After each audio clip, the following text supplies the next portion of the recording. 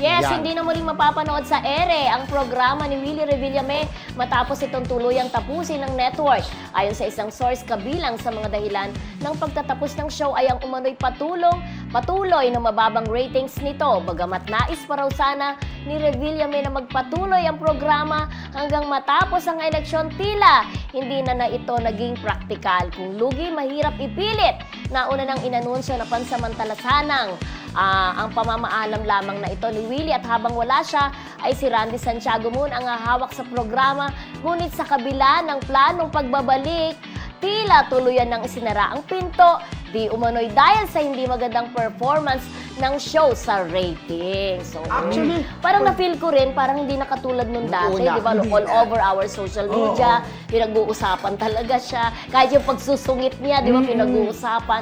Pero ngayon kayo ba, di ba, parang nabawasan. Pero nung umpisa pala ng show na yun, di ba sinasabi Oo. na mababa yung ratings, Oo, di ba? oo. Siyempre na parang kapapasokan ng mga Commercial, sponsors, kung ganyan, konti na pala manonood, di ba? So nakakalungkot ang dahil enforced dun sa show, marami rin natutulong mga kababayan natin ng mga Oo, mahihirap. pero di ba? alam mo, dati pa, may mga chismis ako nababalitaan.